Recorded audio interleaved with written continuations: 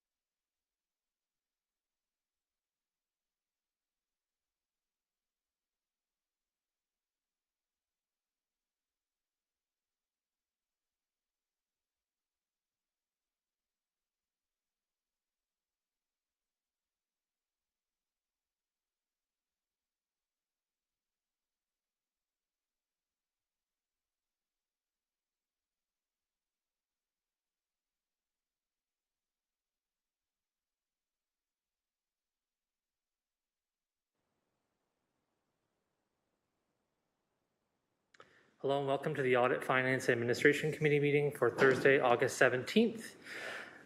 Ward 2 Councillor Cameron Cratch. I'm chairing the meeting. In the chamber today we have Ward 1 Councillor Maureen Wilson, Ward 13 Councillor Alex Wilson, Ward 11 Councillor Mark Taddison, Ward 9 Councillor Brad Clark, and joining us audio only, Ward 14 Councillor Mike Spadafora.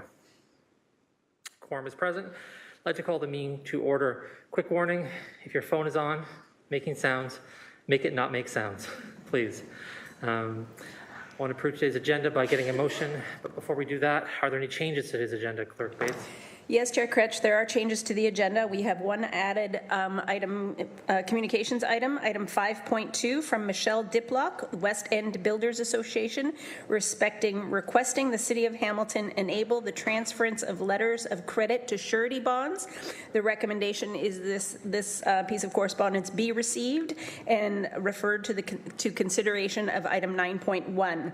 We also have item 6.2 under delegations requests, also for Michelle Diplock of the West End Home Builders Association, respecting a user fee model to allow for the transference of existing letters of credit to surety bonds, and that's for today's meeting.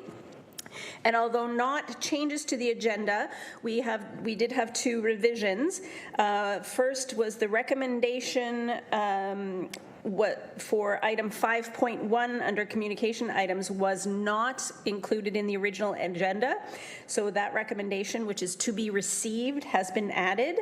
Then under consent items, item 9.1, a revised version of report FCS 21056A, respecting development agreement surety bonds, has been published to the agenda, as has a new Appendix A. Okay, thank you very much for letting us know about those changes. I need a mover and seconder now to approve the agenda. Moved by Councillor Alex Wilson, seconded by Councillor Taddison. Any discussion on today's agenda? Not seeing any, we'll have the electronic vote.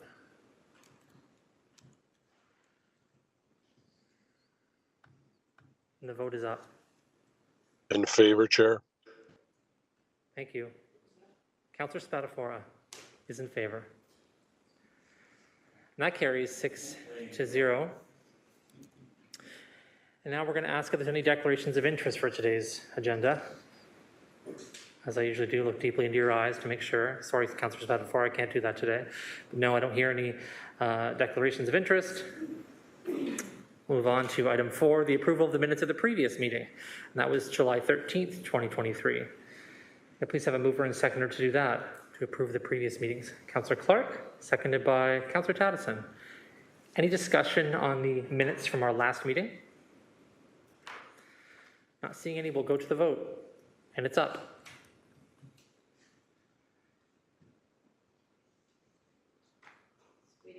I'm in favor. Councillor Spadafora is in favor.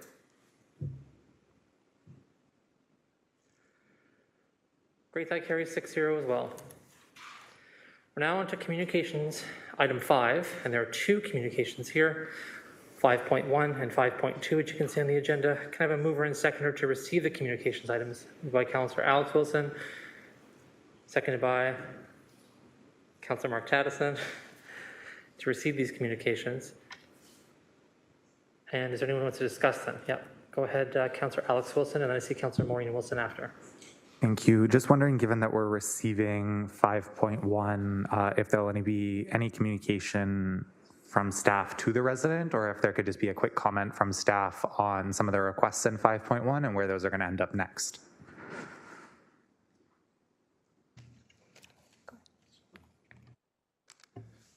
So through the chair, with respect to, Mike Zagar, General Manager of Finance and Corporate Services. Apologize. Through the chair, with respect to 5.1, I'll start and then I will invite City Lawyer Damian Bernack and David Janicek to expand. The 5.1 speaks to two issues. One is there was a provincial legislative change that affected multi-res properties, condo properties, and it affected how MPAC assesses and does their function with respect to condominium properties. And I'll invite City Lawyer Bernack to speak to that. The second issue with respect to waiving penalties and interest is the city has a bylaw that City Council and the city shall collect penalties and interest. So under the bylaw, it doesn't speak to may. It's a requirement to collect penalties and interest, therefore limiting the waiving of penalties and interest. So I'll ask Lawyer Bernack maybe to speak to the legislative change and how that impacted how MPAC assesses properties and how that impacted properties such as this. Good morning, and through the chair. So the matter essentially relates to a development on 1 Redfern by Scenic Trails. And Scenic Trails developed a residential condominium property. MPAC levied taxes again, or excuse me, MPAC levied assessments against that property, but they did so through a new process that they had developed. They changed their policy, resulting out of an ARB decision that directed them to change their former practice. That caused some confusion and misunderstanding on the part of Scenic Trails in terms of how they viewed that assessment. They opted not to pay the taxes levied by the city based on those assessments that MPAC put in place, and then the city imposed taxes. Scenic Trails, not understanding the MPAC process, not understanding the assessments, opted not to pay the taxes. The city then, in accordance with bylaw 13136, levied penalties and interest on the unpaid taxes, and it did so in accordance with the bylaw. The bylaw does not contemplate the city waiving penalty and interest, and the main dispute as it relates to Scenic Trails is really between MPAC and Scenic Trails as we see it. Their disagreement in that letter is really with MPAC's policies, their administrative approach, and ultimately their assessments and the values applied to that property. And the proper recourse for Scenic Trails would have been to file Assessment Review Board appeals. Unfortunately, they missed the deadline for those. Through the chair, again, I believe we have taken some legal action with respect to this property owner, and if there's further questions into the details, we may need to go in camera.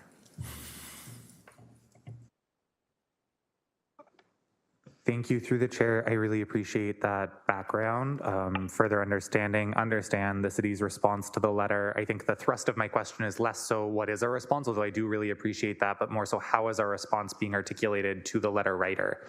Sometimes correspondence like this gets referred to the GM for response, just seeing that this is being received. So if the letter was to follow up with the clerk's office and say what happened, I guess that's really I'm just trying to get a narrative closure on this one. It's a conversation that's been initiated. How are we participating in that conversation with the resident? Understanding what our stance is or understanding what we would be saying in that communication. How is that happening? Through the chair, there have been a series of communications between the city and this particular property owner, corporation, and I would suggest that the correspondence before you is a result of those conversations, in that the city is not able to satisfy their wishes and desires. Thank you. Councillor Maureen Wilson. Oh, you don't have any questions? Just to ask quickly if committee does want to discuss this in camera or not. Seeing a no. Okay, thank you. At this point, it's just recommended to be received. Any other comments for 5.2 or any other? 5.1? Okay, not seeing any. We'll go to the vote.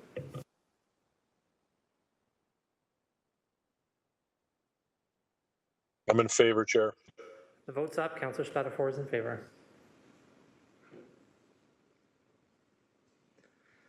That carries 6-0. We're now on to, item 6, delegation requests. I see 2 delegation requests here, one for a future meeting. Do I have that right, 6.1 and 6.2? Great. That's right. Okay. May I please have a mover and seconder to approve the delegation requests, one for a future meeting, one for today. Councillor Alex Wilson, seconder. Councillor Taddison. A discussion on these delegation requests. Councillor Clark. Thank you. I'm noticing that one of the delegate requests is from a delegate that has appeared before us a couple of times now, and I think it's on the same matter. So I'm trying to understand how we're communicating with this delegate if he continues to come in asking the same questions. Maybe he's not understanding what's going on. So can someone advise what has been the communications directly back to this gentleman after he has appeared before this committee at least twice? I might go to the city manager on that because I know she had been interacting with the delegate at some point. Through the chair, I'll start, and if Clerks wants to add anything. So I have met with this delegate. We had a very good meeting. He has a number of areas that he's touching on. And so his delegations previous were specifically around having a clear policy for employees, for members of the public to come forward. And there is a report coming from ED Fontana with a revision to our policy to make sure it's very clear. He also has some concerns in other service areas, and I'm looking into all of those concerns because he did provide me with some documentation. So if I'm understanding, though, the delegation requests are all slightly different things, and I'll ask the clerk of staff if that's their understanding as well. Through the chair, yes, Legislative Coordinator Tamara Bates. In all cases, when we get delegates who appear to be speaking on the same subject, we always advise them that they cannot repeat the same material and that they must be presenting new information, and that includes whether it's to the same committee or to a different committee. Once this delegation has been approved, if the committee chooses to approve it, the delegate will be advised again that they cannot repeat material that they've already presented to committee. And then it is up to the chair to really be aware of that. The clerk can help with that as well. During the delegation itself. Okay, thank you, sir. Any other questions on the delegations? Seeing none, we will go to the vote.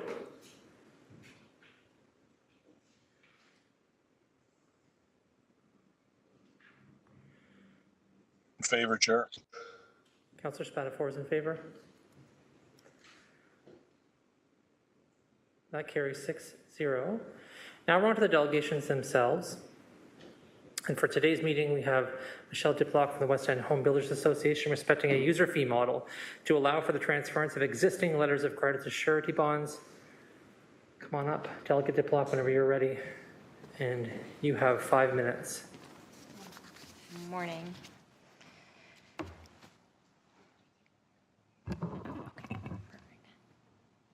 Thank you to the members of Hamilton's Audit, Finance and Administration Committee for agreeing to hear my delegation today on behalf of the West End Home Builders Association. I am sure you have seen the letter submitted as part of your agenda package that speaks to what WHBA is requesting when it comes to the City of Hamilton enabling the transference of letters of credit to surety bonds.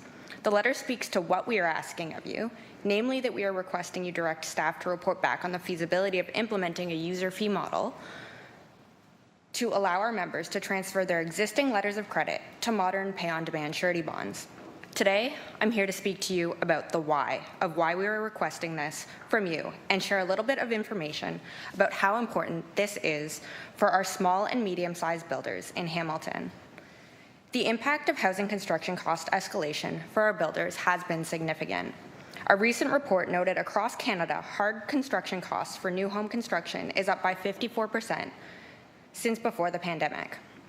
When paired with the high interest rates we've had, some of the highest in the last 20 years, this not only impacts consumers, but also the project financing to bring new housing supply of all types and tenures to the market. And there's significant pressure on the price of homes that are already out of reach at a time when Hamilton needs significantly more housing of all types to be built. Historically, under the letters of credit system, many of our members could only afford to finance 1 or 2 projects at a time, whereas under this new surety bond system, developers are not required to collateralize their loans to provide the city with the assurances it needs to ensure the necessary site improvements will be made by the developer. Moving to the surety bond system has provided for greater economic flexibility for all projects, while providing the same level of security for the municipality that has entered agreements since their adoption in 2021. Our members are no longer required to hold sometimes more than $1 million in trust, enabling many of them to reinvest that money in future projects that continue to deliver housing for our growing population. We acknowledge that added strain on staff resources is a concern, although we anticipate that our members who would require this service would be willing to fund it through a user fee should the costs be appropriate. We also believe it would provide benefit to the City of Hamilton to continue to enable the delivery of more housing supply amidst ongoing economic uncertainties at no additional risk to the city. The initial adoption of surety bonds has been significantly successful, and we are grateful for the support we've received through city staff. We are very pleased that Hamilton was among the first Ontario municipalities to adopt them. This idea was put forward through WeHBA's President Terry John's involvement in the Mayor's Task Force on Economic Recovery to provide some stability for the new home construction industry and enable greater investment in the Hamilton area amidst ongoing economic uncertainties. We are in that space now. And I am here because our mid to low volume builders would appreciate this added flexibility on their projects that are currently under construction to enable them to move forward with construction of their next projects. Thank you, and I'm happy to answer any questions committee may have. Thanks, Delegate Diplock. Any questions? Councillor Clark. Thank you, Chair. Can you have the delegate provide the experiences of the developers, large or small, doesn't really matter, in terms of the significant increases in interest that the banks have been now, I guess they're applying to lines of credit and mortgages. So what's the impact to the developers? I know the impact to the residents. I get that. Yes, I'm happy to speak on that, although I'll note I'm not a finance and interest rate expert. Neither am I, so it's okay. We do have, so when home buyers are buying a new home, they're financing it at the current Bank of Canada interest rates. When developers are borrowing costs to finance their developments, they are also experiencing those same interest rates. And so that kind of like 5 to 6% on a $300 million project is significantly greater. It just scales up much more significantly on larger sums of money, as we also kind of see that with the homeowner and home buyer side of ownership. May I supplemental, please? It is well known in Hamilton that there are 35,000 units that have been approved through the planning process and that are sitting waiting for site plans. That number is before the interest rate increases. So I'm trying to understand the validity of the argument that it's impacting their ability to go forward when they didn't seem to be going forward on the 35,000 units that were already approved. And by not moving forward on those units, there is an artificial increase in the price on housing because there's not enough housing to meet the demand. So I'm trying to understand the position of the developers. They're not moving forward on 35,000 units, but now they're arguing that we need to give a surety bond to enable them to move forward. So I think I'm going to start with the sorry, Councillor Crutch, is that okay? Okay. Start with the 35,000 units. I think there is a bit of a breakdown in how that number is put together. 35,000 units, so 35000, correct, Councillor Clark? That is correct. Are in various stages of approval in the development pipeline. And so what that means is that there is some that have proceeded to the city for an official plan amendment, some that are going through a zoning bylaw review process, and some that are at the site plan stage. We historically in Hamilton have averaged around constructing 1,700 units a year over the last 10 years. We, over the last couple of years, have significantly been able to increase that number to about 2,400 in the last couple of years. And so as things move through the planning process, these processes can take many years. So at an official plan stage, that may be a 2-year process before the builder is able to apply to the city for permits. So this is specifically for kind of the smaller to mid-sized builders that are looking for the added flexibility. So does that answer your question? Yes, it does. And I understand the request. I understand the financial implication. I guess I'm still wrestling with that 35,000 number. So I'll talk to our planning staff to get a breakdown on what that number actually represents.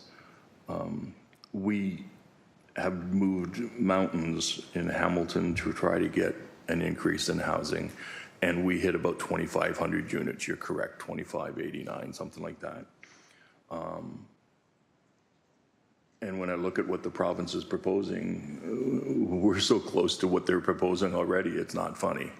So I'm just trying to understand the impact on the surety and the impact of the economy on development in the city of Hamilton. So I thank you for your input. Thank you, Chair. Okay, thank you so much. I know I saw Alex Wilson. Did you have your hand up briefly? And then Councillor Taddison, okay? Councillor Alex Wilson.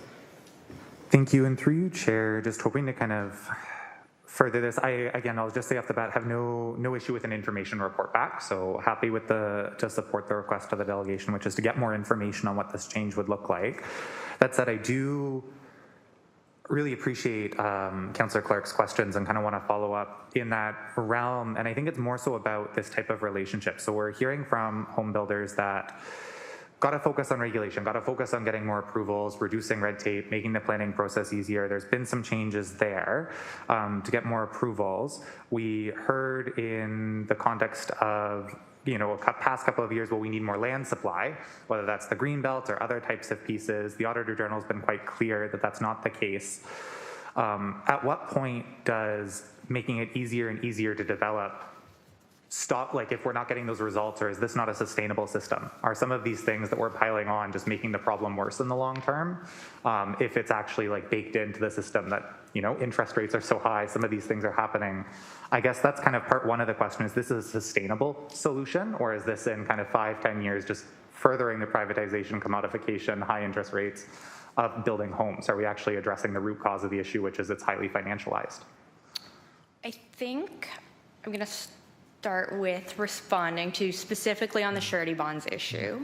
Our members that are accessing City of Hamilton surety bonds are using them for projects that are currently under construction. And so these are projects that are currently kind of being built, and the city needs assurances that the developer will contribute to making the necessary improvements to that site for the city's purposes.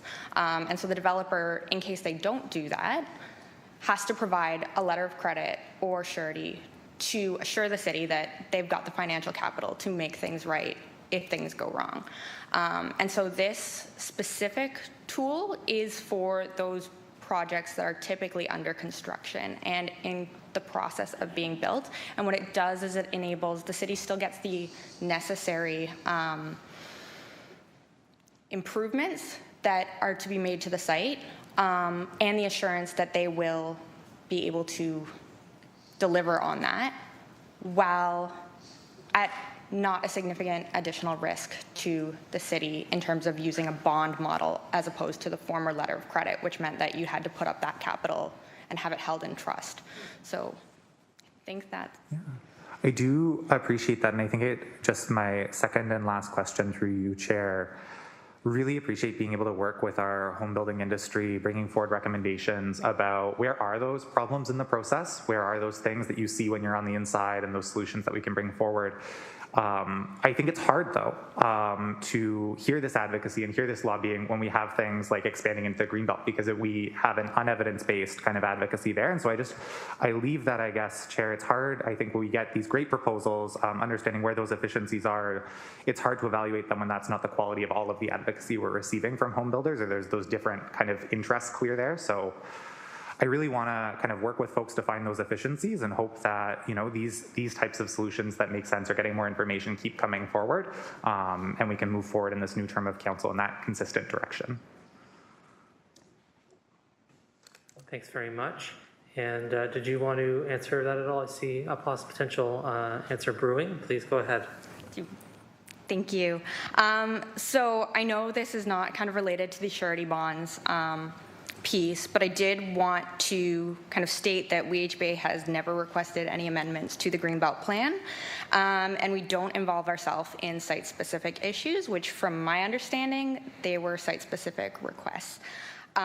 So it was never anything that our association was involved with, nor do we intend to get involved with. Okay, any further questions, Councillor Alex Wilson? Okay, Councillor Taddison, then Councillor Clark for a second time. Councillor Taddison, take it away.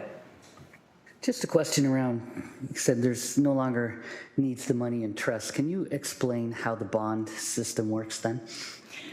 I can at a high level. That's all I need.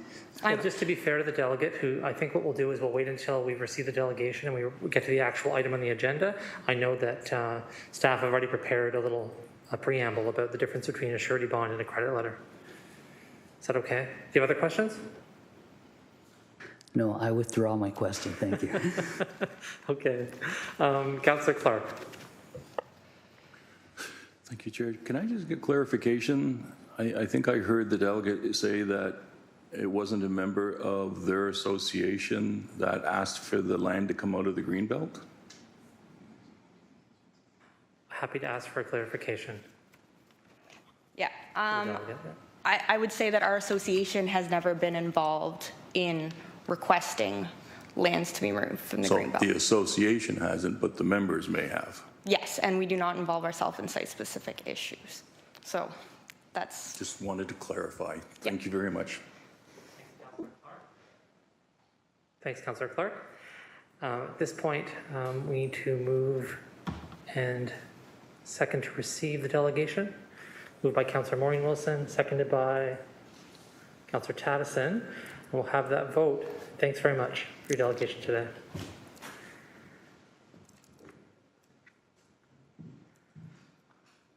And that vote's up. I'm in favor, Chair. Councillor Spadafore is in favor. That carries 6-0. Now we're on to item 9, which is the consent items. So we're going to receive all the consent items together at the end, but can I first have a mover and seconder to put the consent items 9.1 to 9.5 on the floor? Moved by Councillor Alex Wilson, seconded by Councillor Taddison. And we'll go through them one at a time. 9.1, Development Agreement Surety Bonds, and that's FCS 21056A. Are there any questions on this item for staff? I know Councillor Taddison's already in the queue for a question, but before we get to questions, I could ask staff if they had anything they wanted to add in response to Councillor Taddison's question, or just as like a brief preamble to this surety bond credit letter thing. Yeah, so through the chair, Brian McMullen, Director of Financial Planning, Administration and Policy in the Corporate Services Department. I'll start and then I'll invite Lindsay Gillies, who's attending virtually, to add some additional comments. So a little preview or preamble about the report. The delegate mentioned that this was a result of some work that was done through the Mayor's Task Force. So coming from that, we wrote a report and did some research on surety bonds and how they're being used across the country. Did a fair bit of work on that initial report that went back to committee in June of 2021. We were asked to report back 24 months later after we started the process, and this is what this report does. It brings back a bit of a summary of how we've progressed and how the surety bonds are being used. And one thing that we have heard from some of the developers is this issue about transference of the existing letters of credit into the surety bonds. So as the delegate indicated, new development, a number of developers were using the new process, but a number of them are still using letters of credit and cash security as well. So we have a number of surety bonds that are currently, sorry, I'm looking for the data. So we currently have a number of letters of credit. We have over 507 letters of credit totaling $166 million that we currently have in place for development. There's another 1,100 cash securities that we have. So the process, and we've had this discussion with our legal services colleagues, the process to convert those or transfer those from a letter of credit to a surety bond requires some changes to some agreements. So we've indicated that in our report that is something that we are willing to look at. Regarding Councillor Tattison's specific question, I would like Lindsay Gillies to explain sort of the difference between what a letter of credit does versus a surety bond. Lindsay? Thank you, Brian. So through the chair, my name is Lindsay Gillies. I'm the supervisor for development charges, programs, and policies at the City of Hamilton. And the largest difference that can be summarized between a letter of credit and a surety bond is that a letter of credit requires direct capital tie-up from a developer, so they need to have the specific cash tied up to be able to provide a letter of credit. Whereas with a surety bond, the surety company goes through an intense vetting process, and the surety bond is the one who actually takes the risk and would pay out the amount of money should the city need to draw on that surety bond. So in that case, the developer is not having a dollar for dollar capital commitment against the surety bond.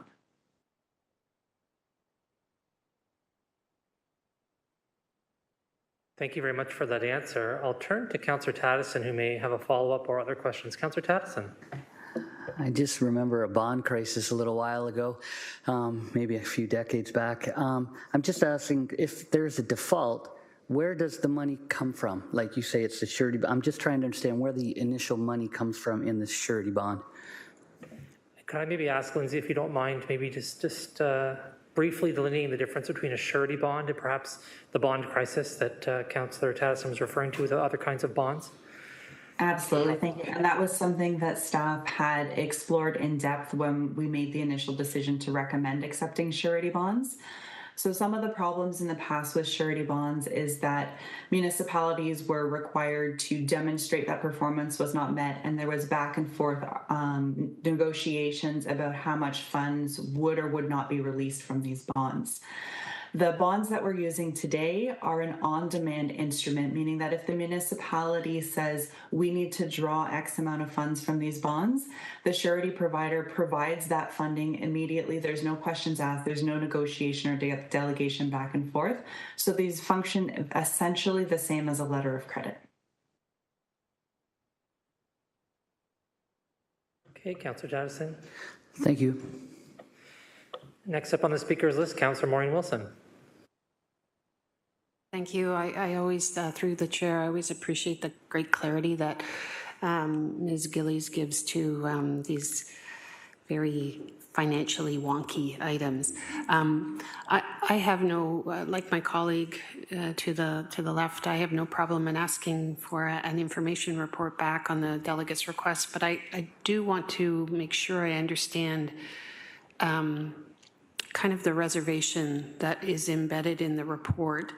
It's the delegate is asking that on those 1,100 cash securities, 507 letters of credit, that the report hints at the enormity of the task in going back to those kind of grandfathered holds. And the delegate is suggesting that a user fee model would pay for that transfer, but it would require, this is my question, even if a user fee model is provided for, would we still have to staff up in order to to facilitate that transfer. Through the chair. Through the chair, if committee were to consider a motion directing staff to investigate the transference of letters of credit to surety bonds, staff would ask that that direction be based on a principle of full cost recovery.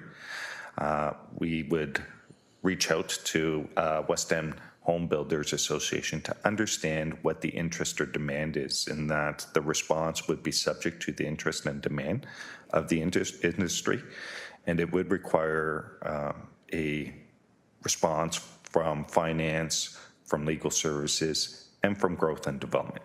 So those are the three principal sections within the organization who would need to develop a policy or process going forward as it relates to the transference.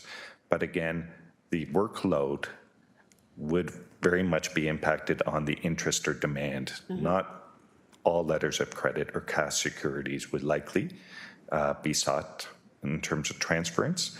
And in order for staff to estimate what the impact would be on resources, again, it would be helpful to understand what the interest may be from the industry. Thank you. So through the chair, we would be using staff resources to try and establish need from the industry. That wouldn't be cost recovered. And we would have to do that analysis with legal, with growth, with finance. My other question, though, is say, through the chair to GM Zagarek, say there was a said great interest in this. So we identify the need. Presumably, once we staffed up or were able to resource based on full cost recovery, once we kind of cleared that backlog of need, that would be done, but we would be left with a rather full staff complement and perhaps not the mountain of need. I'm just wondering, how do you reconcile that through the chair? Yeah.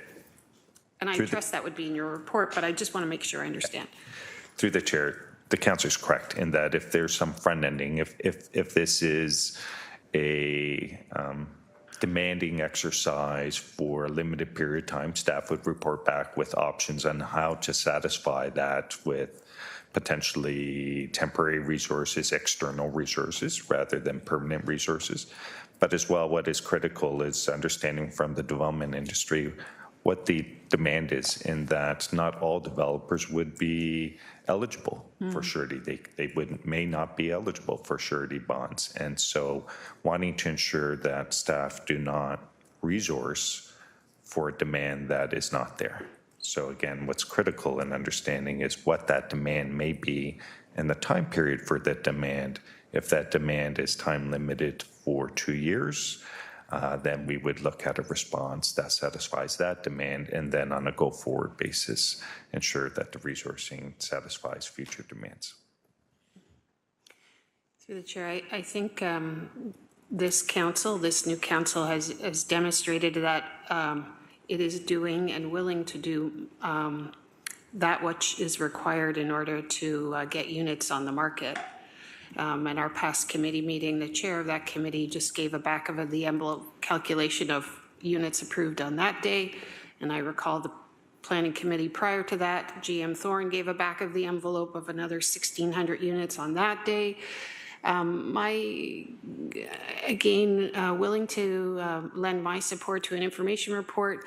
My only concern or request would be in the information report back, some analysis on, to Councillor Alex Wilson's point, we've heard a lot of response, some of it rhetorical, I'm sure, some of it based in practice, that municipal governments are the ones who are making it difficult for units to get on the market. My own opinion is I think we have to kind of flush that out and really lean into that and assess whether if there are approvals to be made, let's make them. But if there is a public interest to be upheld, let's uphold it. I am a little just not concerned. I am just flagging that in our continuum of efforts to get units on the market within a market system, and that's a system we have, that we're making sure that when we're allocating staff resources, whether it be analysis or heavy lifting or whatever, that we're doing it at those points that are going to give us the greatest return, if the return that we're looking for is getting units on the market. So that's what I'm hoping the report back will address, that in this continuum of things that we need to do in order to facilitate that, that this is a very important thing, or it's a mid-level important thing, or maybe once that need is identified, it's really not that important. So that's kind of the assessment. I was hoping if we are asking for an information report back, we put it within that framework, that this is, if we do this, if we can arrange for this to happen, we only do it because it's the significant, there will be a great return on investment. Thank you, Chair. Thanks. Councillor Clark, if you could take, oh, you're up next, are you? So go ahead. Okay, if you could take the chair for a minute, I just want to make a couple comments. Yeah, I think your point, Councillor Maureen Wilson, about the kind of return on investment here. I'd encourage staff to be really clear about that. I think that some of these structural elements, which on the face of it appear like they may not have an impact on the process, may, especially around timing. I think one of the things we hear a lot about from the development community, from neighbors, is, gosh, this is taking a long time, right? We've even found ourselves in situations before where upon conditional approval of applications, there's a whole host of back and forth with developers, and those conversations take up a lot of time. So if there's a more immediacy or on-demand impact here of being able to draw funds when we need to do so, especially in projects, and this has happened a few times lately in Ward 2, and projects get weird, and we need to, great. I think that's something we should consider doing, and I think it'd be great to spell that out, because I do think it is an educational opportunity for all of us to understand the impact of this, why this matters, and why these maybe structural or policy things will help us to achieve greater clarity, more transparency, more efficiency as a city. So thanks for that. And I'll go to Councillor Clark now, take back the chair. Councillor Clark? Thank you very much, Chair. I'm just going to preface my questions with a brief statement. In all my time in government, I have seen developers and developer organizations come forward and indicate if we do a certain thing, it will lower the price of housing. I've never seen the price of housing decrease in all my years in government. Lots of promises about it, but it's never happened. So that in mind, can I ask respectfully to GM Zagarek, because he knows this stuff backwards and forwards and we rely on him, full cost recovery, can I get how you would be applying that terminology to this process? Through the chair, great question. And I'm differentiating between the delegation's request for a user fee. A user fee may not represent full cost recovery. And why I'm suggesting a principle of full cost recovery in the report, you'll see reference that over the 2-year pilot, there have been 22 surety bonds that the city has leveraged in terms of security versus the letters of credit and cash securities that Director McMullen identified. Is if there is very little interest from the industry as it relates to transference of letters of credit to surety bonds, but that interest will require significant resources. We would look to identify what the cost of that effort would be and to circle back with the developers and the West End home builders to advise of what the administrative costs, what that user fee would amount to. And their membership may determine that that is not the best route to go forward in terms of transference of letters of credit to surety bonds. So again, the reference to full cost recovery in part reflects the fact that we've only had 22 surety bonds over the last 2 years. And again, if there's very little interest, but it will require significant effort or resources, the cost may be a barrier for the development industry. And so there may not be an interest subject to the finding as it relates to cost. So, supplemental chair, the intention of staff then, or the recommendation of staff would be to come back with a report, and that report would also outline the full cost recovery of transferring to this service, which would include the 3 or 4 FTEs that are required.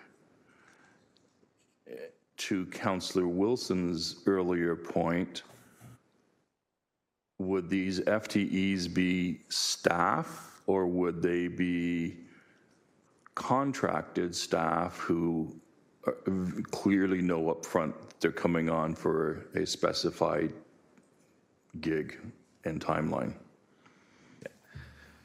Through the chair, that would be information we would come back in the report. If through consultation we determine that this is a time-limited effort, is we would report back with an approach that recognizes it's a time-limited. So whether that's internal, external, a combination, but recognizing that if the effort is somewhat front-ended and time-limited, we would look to report back with such a strategy. If it is a sustained effort, we would then report back with what that strategy would be. Thank you. Can I ask a hypothetical question? So in the world that we live currently, when developers are not living up to the agreement with the city, we can pull from the lines of credit. That's, I guess, the current process more than anything else. I could foresee, given the economic outlook, that there may be an increase in developers who don't have the ways and means to fulfill the obligations because they've overextended themselves across many municipalities and many projects.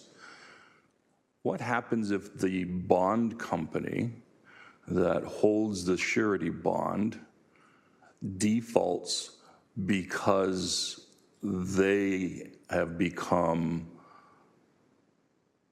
financially unable to maintain their operation and they go bankrupt? What happens then? Through the chair, I'm going to turn to the subject matter expert, Ms. Gillies, maybe if she can speak to this. Thank you. Thank you, Mike. So through the chair, there are requirements about who the city will allow to provide a bond. So, for example, we have minimum credit ratings that they need to be maintaining. So that's one way that we're protecting the city against one of these companies having a situation as you described. We also are requiring that they have been active in Canada for a minimum of 10 years, among other requirements, which are all approved by Council in the 2021 report. To ensure that the city is protecting itself against that situation. As well, the surety bond companies are taking that protection with themselves, obviously trying to avoid that situation. And I am aware of those items, Chair. I guess the challenge that I'm asking, or the question that I'm asking, I've seen big banks fail. I've seen big corporations fail that had great credit ratings, and something goes wrong in their pro forma and they're unable to fulfill their obligations. So what happens if a bond company, notwithstanding that they had great ratings from the bond agencies, which I have some challenges from time to time after assessing companies, but that's my personal opinion. What happens if they, seriously, what happens if they default because they're unable to remain a going concern as a business? They've overextended themselves. Municipalities have called on the bonds. They don't have the money available and they're gone. What happens to the city? Should that occur, we would have our legal team take whatever recourse is available to collect the funds. One thing I do want to put into perspective is that when we did the investigation with our 2021 report before we agreed to accept these bonds, we traced back over 20 years and we found 3 instances where we needed to call on a letter of credit. So this is not a situation that the city has found itself in routinely needing to call on these types of instruments. And I'm well aware of that also, but we're now venturing into unknown economic territories with a recovery from a pandemic, interest rates going through the roof. I'm nervous, so I'm just wanting to ensure that the report back, Mr. Chairman, covers those concerns. And I don't believe it's appropriate for property taxpayers to pay for the consideration of this service, which will solely benefit developers and be no benefit to our property taxpayers. Thank you. Thanks very much, and I'm sure staff will include those comments in their report when it comes back. I'm looking for that motion, though, I think, still, right? So we need someone to move that. I think it was Councillor Alex Wilson who had first so enunciated. Do we have a seconder? Councillor Maureen Wilson. Okay, so do we understand what the motion is? To have folks come back with why don't I have you take it away, Elsie Bates? I have it in writing and I will share it. Even more magical.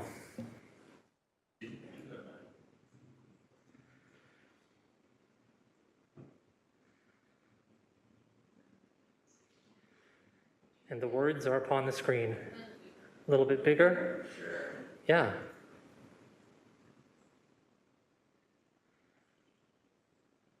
Great. I'll just read it in case technology is not anyone's friend at the moment. That staff report back to the Audit, Finance, and Administration Committee on a full cost recovery approach as it relates to the transference of letters of credit and cash securities to surety bonds.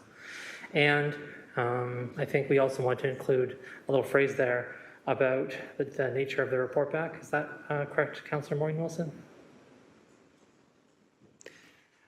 I'm very, very confident that GM Zagaric got the thrust of our questions, which were in relation to the return on investment parts within the great intent, the intentionality rather of this corporation to get units on.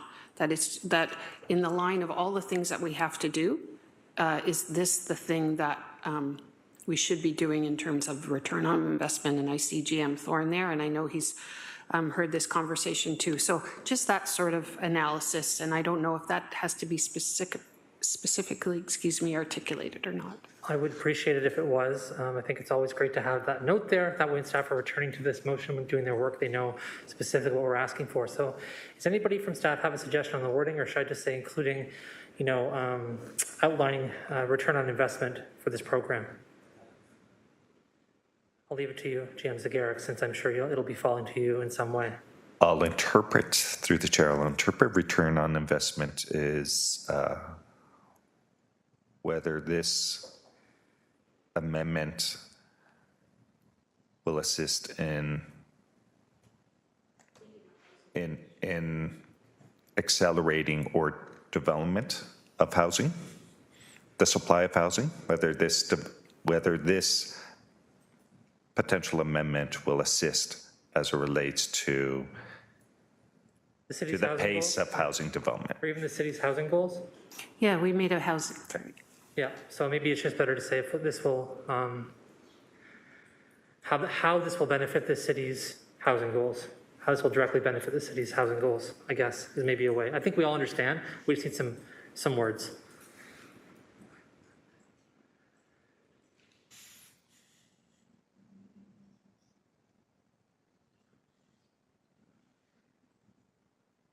I think if we cast this spell, it'll do the trick.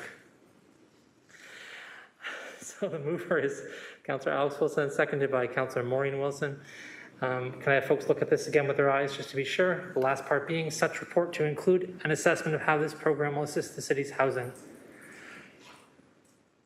that okay? Yeah, I'm wondering whether it would be of assistance. I mean, the majority of council signed on to a housing pledge, and that pledge is to, we're pledging to try and get units on the market, so I don't know if that's the context that's needed. I'm just looking, I think my colleague to the left of me used the term value for dollars, and that's kind of what I'm looking at. Will the amount of energy we're putting into this give us the kind of return, or do our resources have to be put elsewhere? And I know GM Zagaric understands what we're saying and is the authority on that, so thank you. What I've taken from that is that an additional word would help to make sure that this comes to fruition. And we can put the word pledge in there, and that makes it easier because it refers specifically to the number of units of housing, and there's a long bunch of stuff in there, though I didn't vote for it, that will assist us in terms of the semantics, I think. So thank you for that. Okay, all those in favor or opposed, we will have the electronic vote. Yep, and I will let you know when it's up, everyone.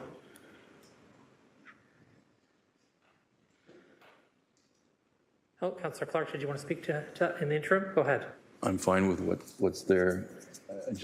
I want confirmation, at least verbally, that they're going to report back on how we protect ourselves against default from the bond companies. I remember all too well the pain that we went through with those market bonds that we had invested in, and there was a loss and a great lawsuit. So while these things look great and they can look very strong, it can happen, and it has happened. So just how do we protect ourselves against a defaulting bond company?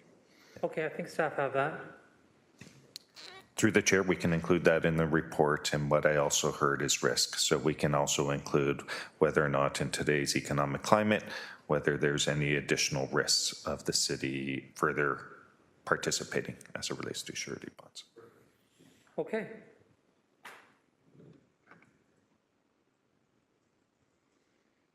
And the vote is up.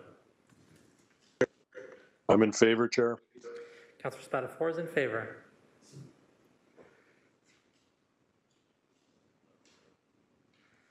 Councillor Clark is in favor.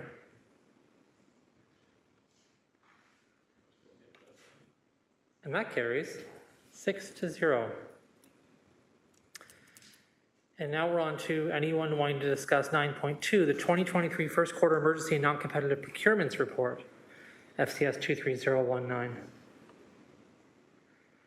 Not seeing a hand. We'll go on to 9.3, the 2023 first quarter non-compliance with the procurement policy report. Which one is exciting to you, Councillor Moyne-Wilson? Is it 9.2, 9.3, or both? Well, for the nerds in the room, it's all exciting, Chair, but I'm thrilled. The heart's aflutter, yes. Which one would you like to speak to? 9.2? Yeah, I think this is the one. I beg your pardon. I just Take a moment, was yeah. hoping if I could receive a very high-level comment on the emergency procurements that are having to be done. Given what's, Yellowknife is under evacuation, Halifax and it was also deeply damaged all as a consequence of climate change.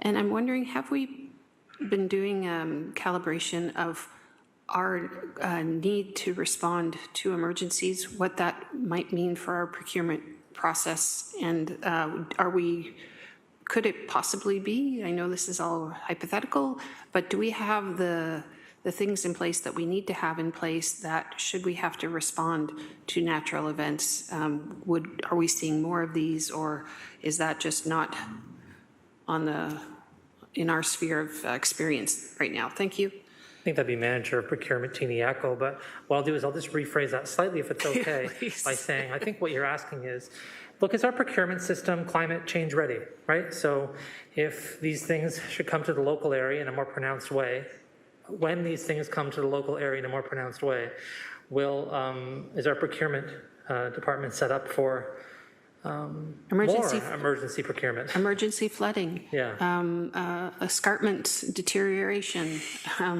road sinkholes, etc. Thank you. Yep. So we'll just give staff a moment to answer the question.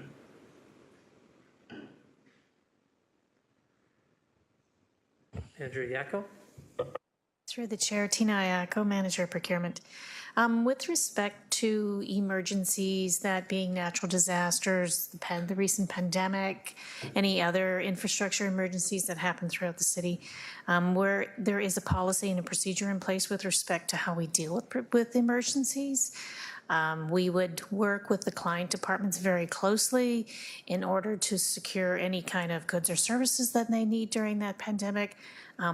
However, with respect to climate change or anything in particular, we have not included any parameters with respect to climate change emergencies in the policy. We will be considering that in the next iteration of the procurement policy, hopefully at the end of this year sometime. I'm not sure if I answered your question, Councillor. Yes, thank you. You did very much so. I guess, is it fair to say that when we have to go with an emergency procurement, it's an emergency, and we don't have a competitive tendering, therefore it presents perhaps a financial risk to the corporation in that we're having to quickly respond to need. And I guess that's my concern. Not only are our assets at risk and our residents at risk, but it's financially a daunting, perhaps, world for us in terms of what you do. Thank you. Thank you. I also see speaker in Councillor Clark. Thank you, Chair. And I'm not trying to disparage any staff, but I'm trying to understand the process when a division or department manager or whomever makes the decision, we're not going out for tender. So is there additional oversight, or it's with the specific manager to make that call? I guess who makes that call?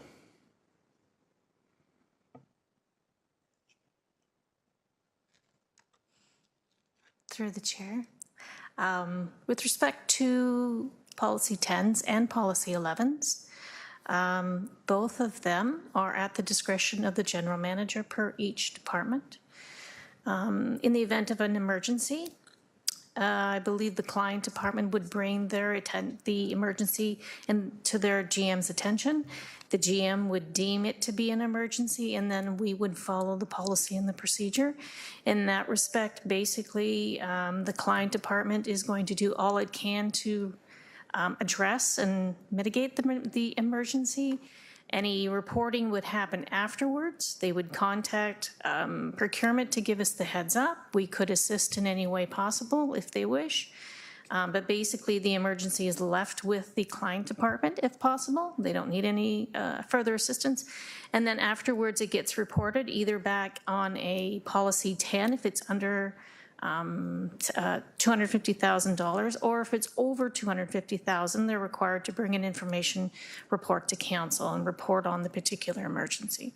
With respect to non-competitive, policy 11, a single source or a contract extension, again, it's the client department who would bring their GM this issue to their attention. They would consult with procurement.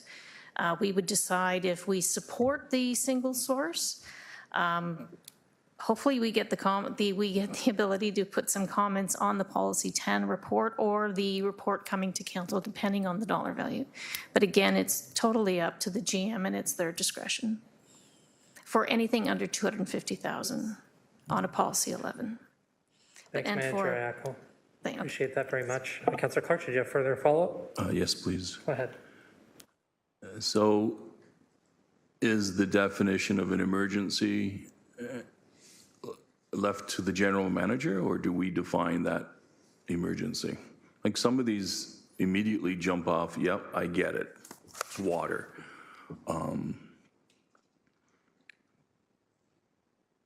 But I see a number of others, and I'm not going to point to any individual one because that's unfair, I don't see the rationale for why that was considered an emergency. And I guess that's my challenge. And so if I can ask that question, and secondly, has the Auditor General ever looked at this policy and the outcome of the policy to see whether or not the intention of the policy has actually transpired? Through the chair, the procurement policy does define emergency. It defines it as means a situation or a threat of an impending situation which may affect the environment, life, safety, health, and/or welfare of the general public or the property of the residents of the city, or to prevent serious damage, disruption of work, or to restore or to maintain essential service to a minimum level. With respect to your question, Councillor, on the Attorney General, to my knowledge, I do not believe that the Auditor General has commented specifically with respect to the procurement policy or the definition of emergency in particular. And to that effect, the Auditor General is here. Hello, Auditor General. If you'd like to briefly comment, take it away. Through the chair, hopefully you can hear me. Yes. Okay. Yes, we've not done a specific audit to look at that issue of Policy 11s.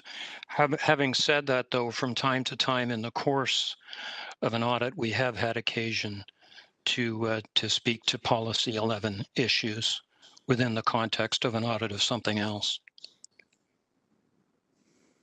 Okay, thank you very much, Auditor General. Councillor Clark. Thank you. I think I'll take the rest offline so I don't bore my colleagues.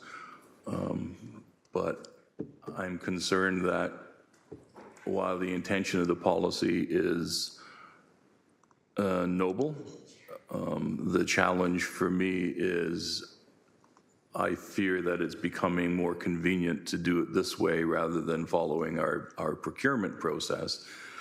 And I don't want that to occur. At the bottom line, we're trying to ensure that we're getting best value at all times for taxpayer dollars, because taxpayers are constantly concerned about increasing taxes. So anything we can do to minimize those increases is a good thing. Thank you. Thanks, and I know City Manager Smith had something, and then I'm going to turn the chair to you, Councillor Clark, and make a brief comment. City Manager Smith. Thank you. Through the chair, and I don't want to prolong, and I'm happy to have an offline discussion, but I do want to reassure Council. So I look very closely at these reports when they come forward. We flag them to the entire senior leadership team, and if I'm seeing something that raises concerns for me or a bit of a trend, et cetera, and say one department or program, I do also raise it with the general manager or sometimes the director. So happy to have more conversation online, but I just felt I should make that known. Okay, thank you. My very brief comment, I'll turn the chair over to Councillor Clark while I make it. Just thank you for providing this extra information. I know we're talking a lot about reports and clarity, and talking a lot about providing a little bit of background or sort of unpacking what these services are for, because when they're in a line in a table, sometimes it's not obvious. Not enough words, Sometimes like water stuff just means water stuff, to me. But when we see the description, it's eminently more helpful. So thank you for that and for including that in this report. I'll take the chair back and we'll move on to seeing if anybody would like to speak to 9.3. Councillor Alex Wilson and then Councillor Maureen Wilson. Councillor Alex Wilson, go for it. Thank you. Just wondering if staff would be able to comment on the accountability framework or what happens next year. So seeing that there's, I believe, 6 different procurements that didn't follow the policy, they arranged in a bunch of different places, different amounts. Understanding that part of our accountability metric is they come here. Just trying to better understand what happens after or what the follow-up is. So does training get triggered within those departments to clarify the error? Is it incumbent on this committee to start noticing patterns in these reports and kind of go, hey, we're seeing the same error in this same department? Just wondering, beyond this transparency of putting this accounting out there, what happens next to ensure that we're continuously improving and we're getting to compliance with our own policies?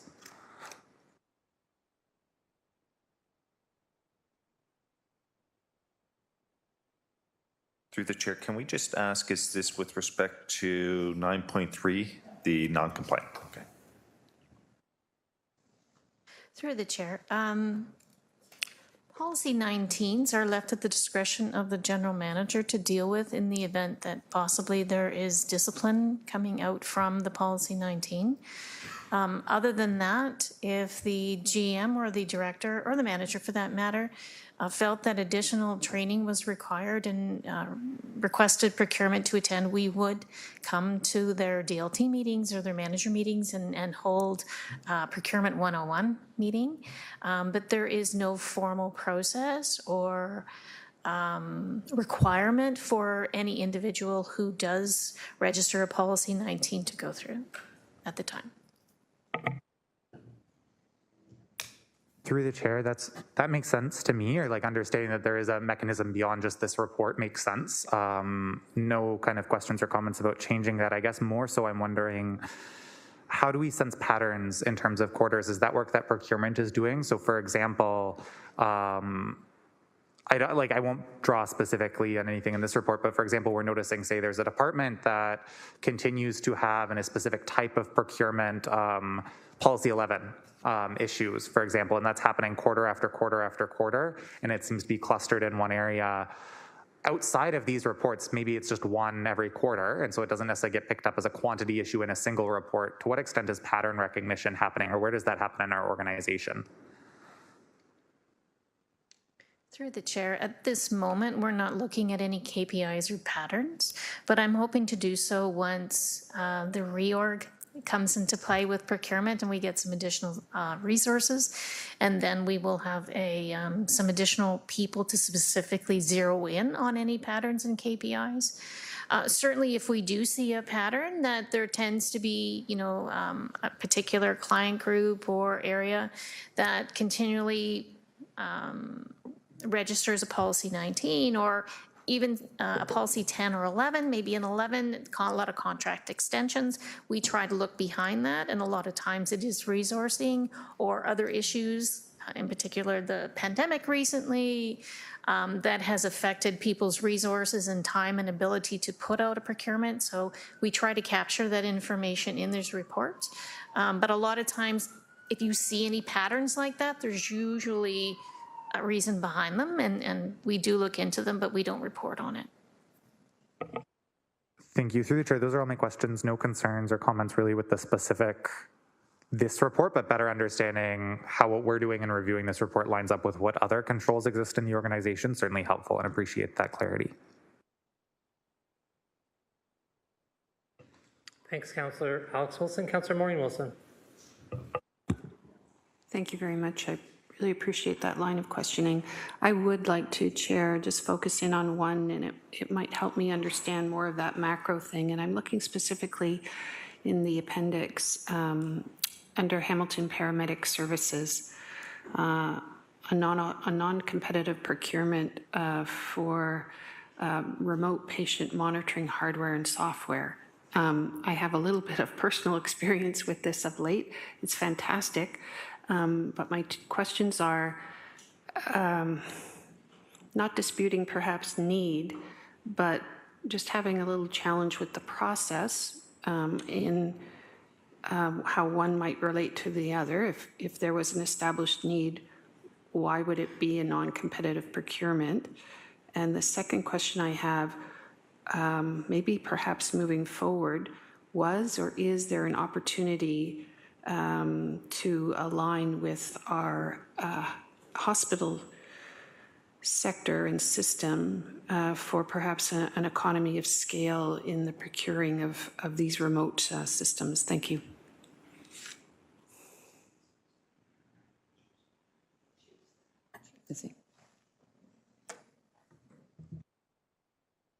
Mr. Chair, Mike Sanderson, Chief of the Hamilton Paramedic Service speaking. Through you, Mr. Chair, to the councillor, the issue of remote patient monitoring actually goes back to 2014. And in 2014, we were through Canada Health InfoWays establishing one of the initial services of using remote patient monitoring in the province. That was a free service provided to us in terms of a federal grant through Canada Health InfoWays and Queen's University.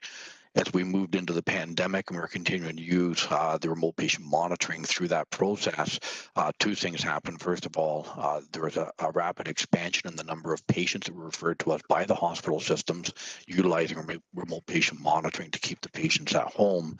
And then secondly, it moved from a free program being provided through Canada Health's InfoWays to something that there was a charge for. That the challenge for us at the time in terms of doing a procurement through a non-competitive process, and there are additional services that potentially could provide the same service they developed through the pandemic time period, is the training that it would require for our staff, the training it would require for all the patients to be contacted, and the actual replacement of all the equipment. And it was much more feasible during the pandemic time period to continue using the Canada Health InfoWays materials in the packages, which provided the same types of information, than it was to replace on a wholesale basis all of the devices that were out. We had more than 200 patients that were being utilized on the remote patient monitoring process. And that's the reason for a non-competitive process for that, Councillor. Thank you. So I just want to make sure I understand that.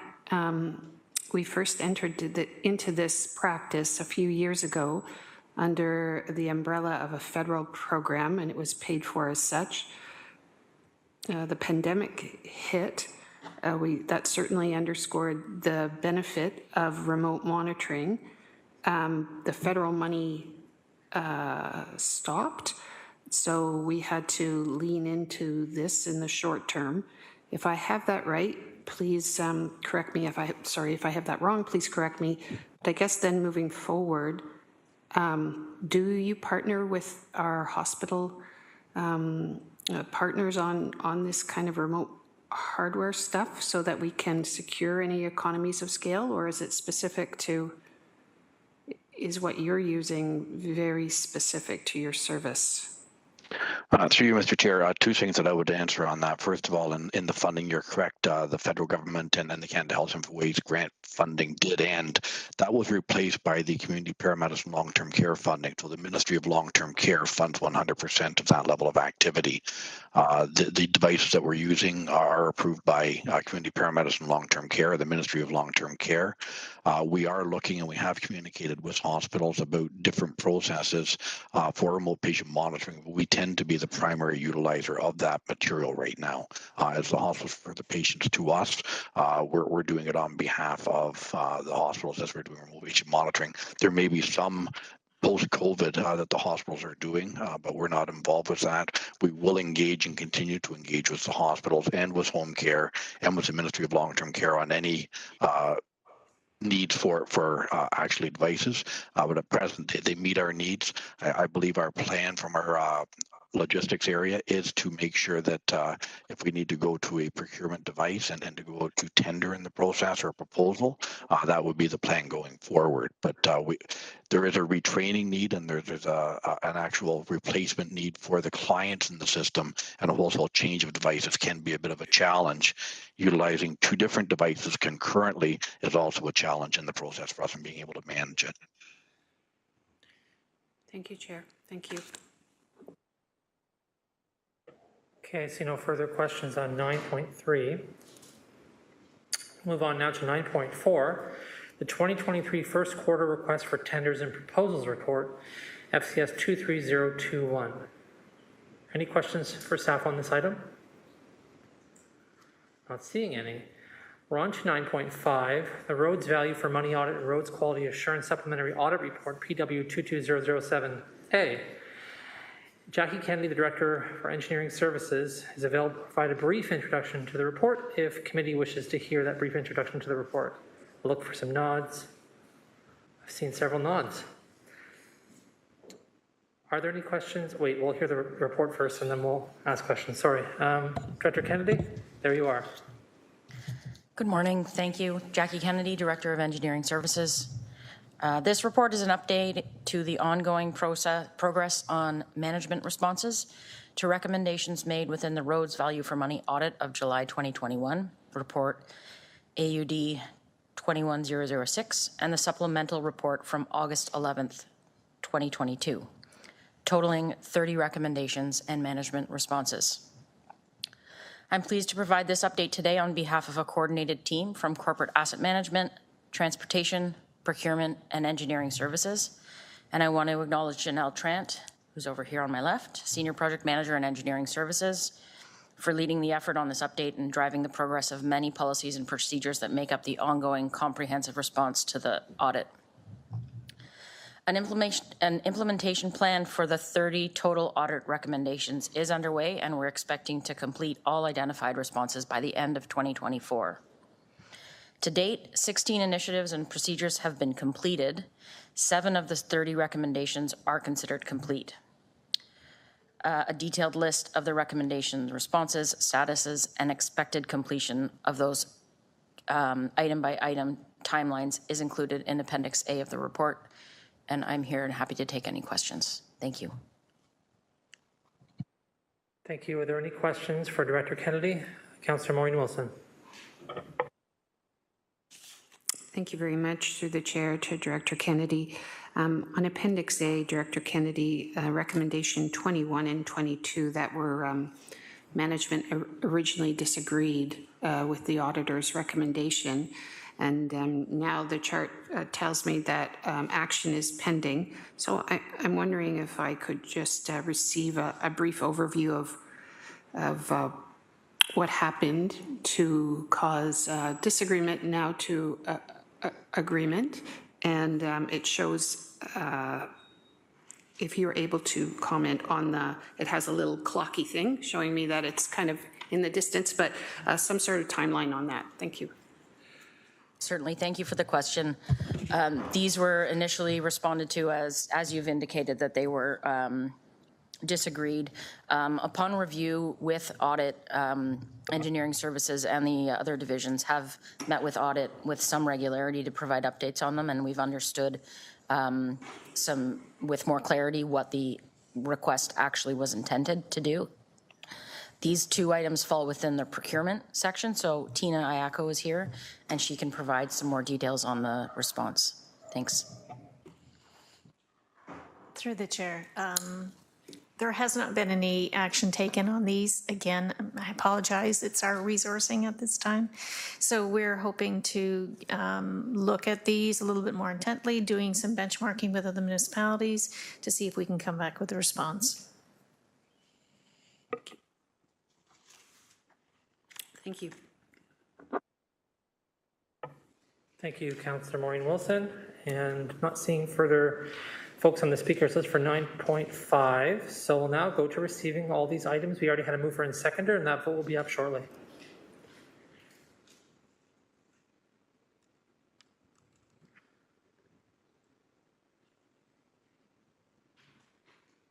And the vote is up.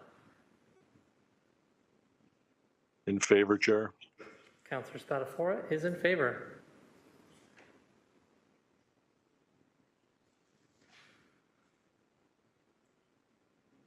And that carries 6-0. We're now moving along from consent items to discussion items. Item 10. First one being 10.1 Delegated Authority Bylaw Amendment Appeals, FCS 23089. May I have a mover and a seconder to put the report on the floor? Moved by Councillor Clark, seconded by Councillor Maureen Wilson. Are there any questions for staff on the report? Any additional comments on this report? Okay, we are off to the vote. The vote is up. In favor, Chair. Councillor Spadafora is in favor. It's a great chat we're having, Councillor Spadafora. I love it. Very formulaic. And that carries 6-0. Now we're on to 10.2, the Low Income Seniors Utility Rebate Program, FCS 23045A. May I have a mover and seconder to put the report on the floor? Councillor Alex Wilson, seconded by Councillor Maureen Wilson. Are there any questions for staff on the report? There are. Councillor Maureen Wilson, take it away. Thank you. First, if I could just express my great appreciation for this report and the work that was done. It is completely in line with the request set out in the motions. if you go back. If I could provide my own purview and then ask for a little bit of a staff overview on the exact recommendations. The history of this came about as when we were wrestling with our water rates, bumped up against our infrastructure needs and a need to invest in some infrastructure that to address our outstanding deficit when it came to critical infrastructure. That was bumping up against, we were seeing an uptick in some arrears in relation to this service, water. And we asked staff if they could look more specifically at was the assistance that we were giving in terms of its sort of universal approach in keeping with actually the problem. And I think they've done a really, in my opinion, great job in providing that analysis and really targeting on what we needed to do to respond to the need, while also enabling us to move forward and invest in that critical infrastructure. That being said, if I could just kindly ask for an overview on what is the recommendation, what is the essence of the recommendation and the phasing that it's providing as we shift in terms of a change in our utility. Thank you.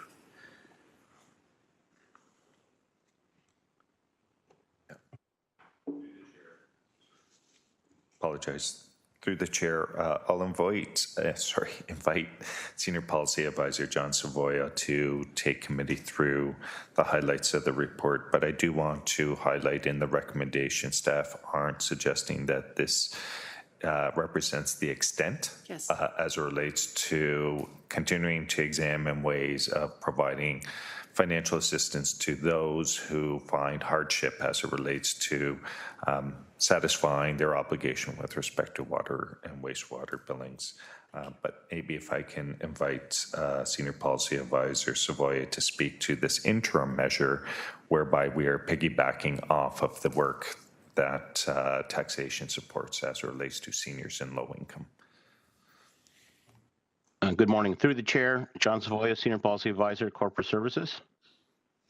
So we had brought a report at the May 31st General Issues Committee, and as Councillor Wilson stated, we highlighted that we have observed a significant increase in the amount of unpaid water, wastewater arrears that are being transferred to the property tax rolls. From 2017 to 2022, they had essentially doubled to over 20,000 transfers per year. And in terms of dollars, that increase went from 2.3 million in 2017 to 4.4 million approximately in 2022. I can give an update. We continue to monitor this metrics every month. We are seeing approximately a 20% increase in the number of unpaid transfers, 23 versus 2022.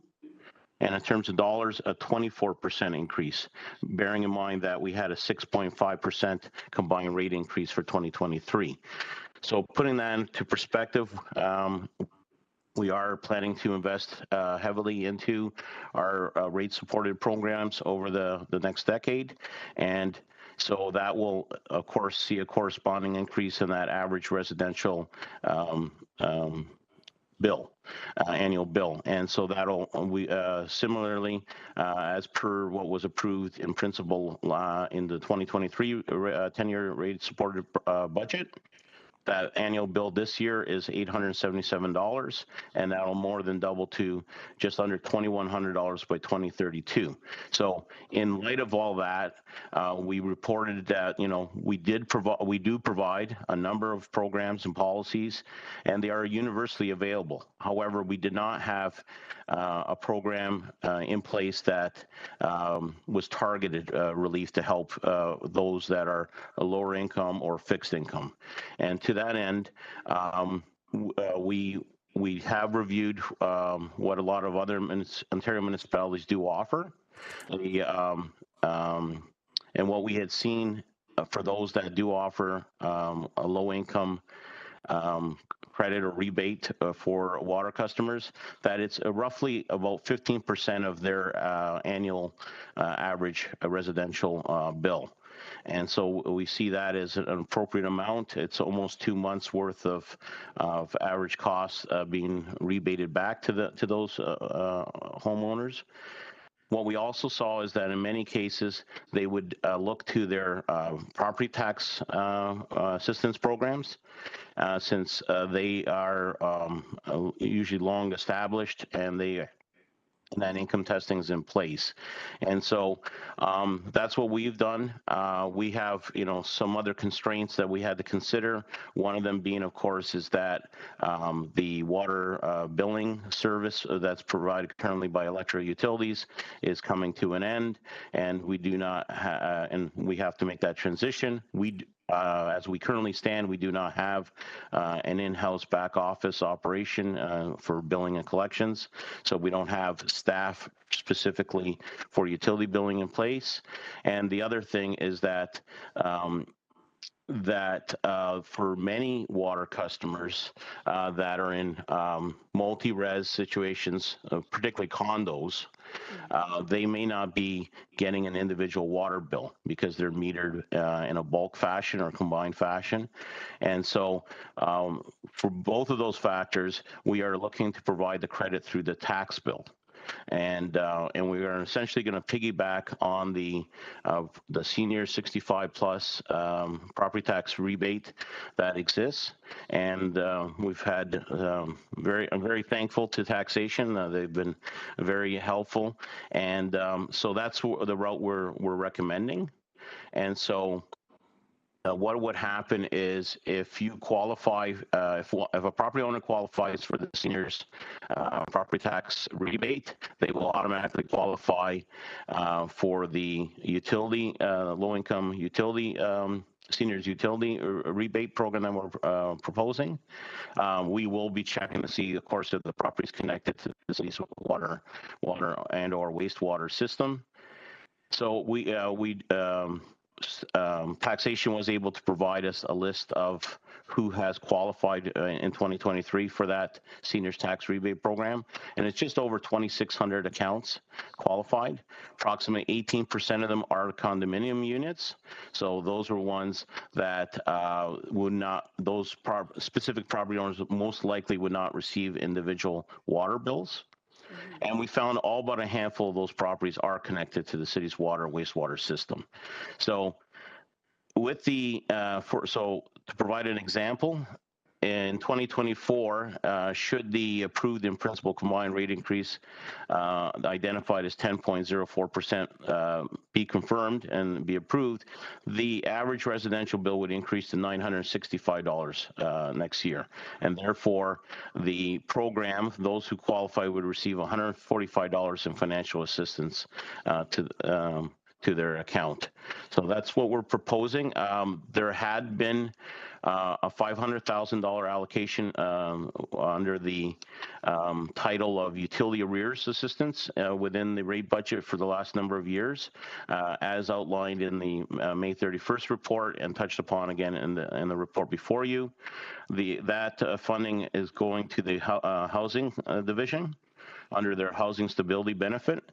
However, for a number of reasons, that money is actually going towards natural gas and electricity arrears and not to water and wastewater arrears. Therefore, we had recommended in the May report and that money be repurposed, or that funding be repurposed to actually support arrears assistance or payment assistance for water, wastewater customers, and that's what we will be doing. We will be in the 2024 rate supported budget. You will see that this program, should it be approved, will have a budget of $500,000. Housing division, through the tax supported request, will be identifying what their needs are in order to continue to provide assistance with respect to natural gas and electricity rebates.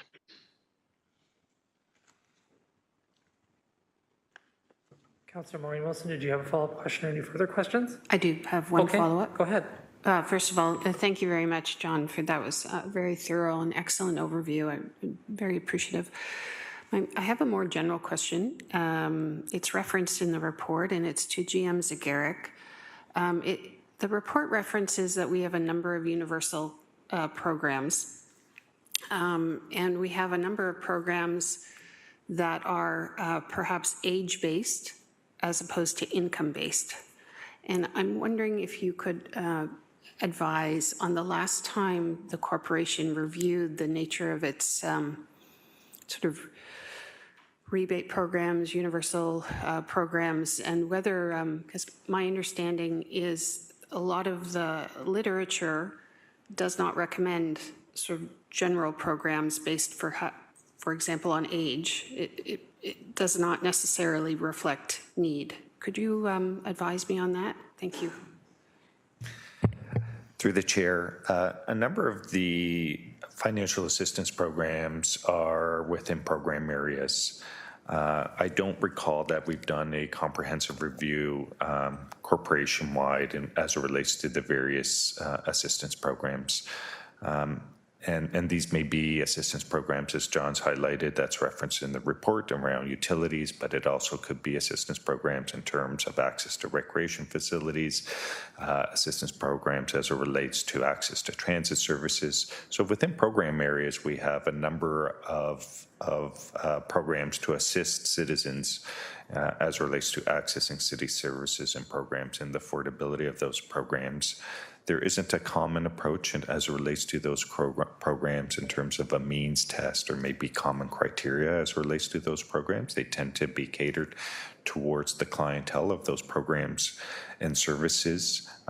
As Councillor Maureen Wilson made reference to, experts do provide some guidance in terms of how to formulate those programs. One of the guidance is that they should not simply be a financial assessment. It should be based on other criteria or merit as it relates to those programs.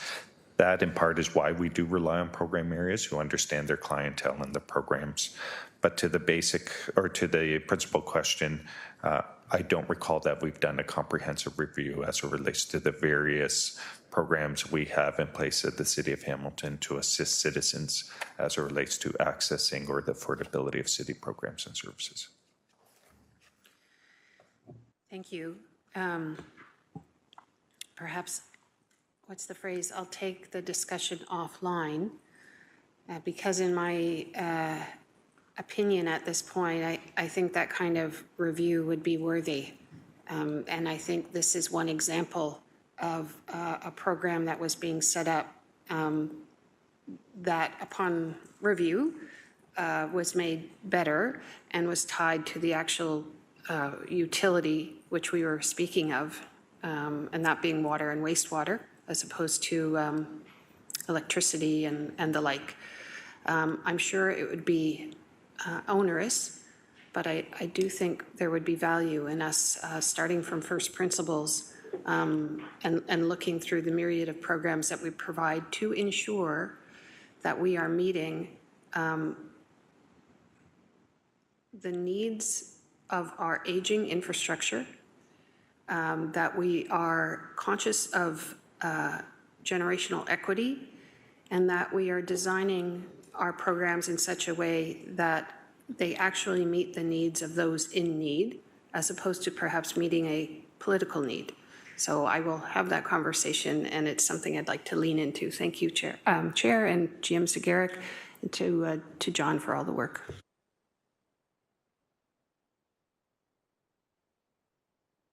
Thank you very much, Councillor Maureen Wilson. Councillor Clark. Thank you, Chair Kretsch. And I don't have my computer. It has crashed once again. I'm going by memory, though, on this particular report. I recall it indicating that the allocation of funds for this benefit program for water utilities was coming from the housing benefit fund. Is that correct? Through the chair, the $500,000 was coming from the rate-supported budget, and it was directed to housing services, and it's part of their housing stability benefit. It's one of the funds that goes towards that program. Thank you, Chair. And so may I inquire if someone is seeking rental assistance as well as having a challenge paying this water bill, we are seeing landlords transfer municipal fees and costs and taxes onto the tenants. Does that mean they can only get the funding for housing, or do they also qualify for the funding for utilities? Through the chair, with respect to water and wastewater, we do not permit the charging of those services to tenants. It must be in the name of the property owner. With respect to natural gas and electricity arrears, I know those utilities do provide assistance programs, and I would expect that housing services will be reviewing the housing stability benefit program with all respects, including arrears assistance, and will be bringing forward what they believe is required from a funding perspective as part of their budget submission. Thank you, Chair. And I was not clear enough, so permit me to clarify. We don't charge the tenants on water and utilities. Naturally, we charge the property owner. Under the Landlord Tenant Board Act, or that Residency Act, it allows landlords to charge for all municipal taxes and fees. So while we increase the water to the landlord, the property owner, they turn around and increase the rent. So I'm wanting to make sure that the tenants who may be seeking assistance from the housing benefit program and still need assistance either on their water or their rent, that there isn't a penalty in all of this. Does that make sense?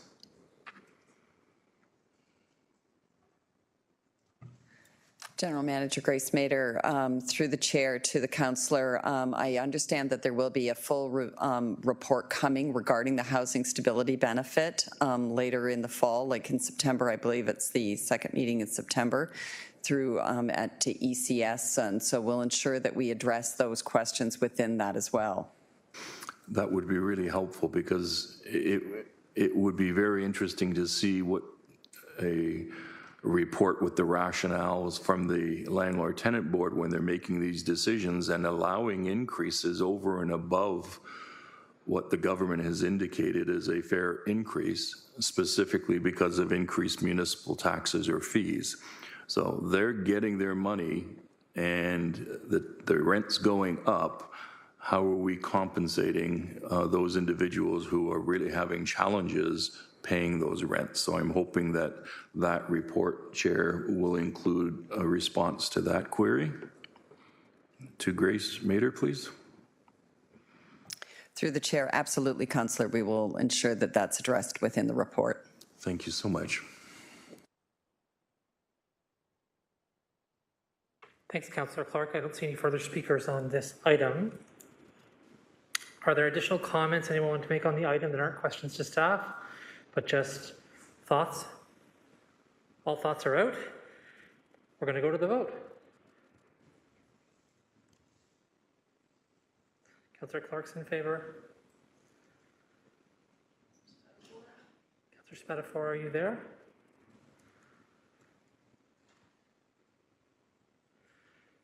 In favor, Chair. Councillor Spatafor is in favor.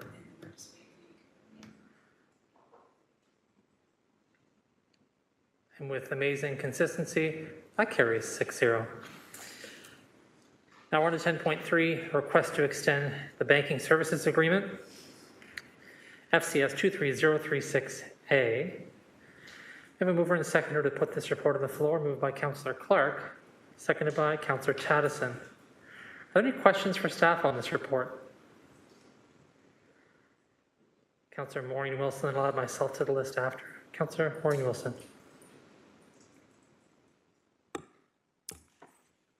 Thank you. I just want to make sure I understand the thrust of it. So in summary, we are extending a contract with RBC. It's a very elongated relationship. And it would, the staff recommendation is that because the services are so embedded in the corporation, it would be difficult to alter that contract. And if I have that right, I would like to ask a question, the preferred vendor, if you will, is RBC as a consequence of that embeddedment. So we're just extending it further. I don't at all discount staff's knowledge and the reality of this. My question is,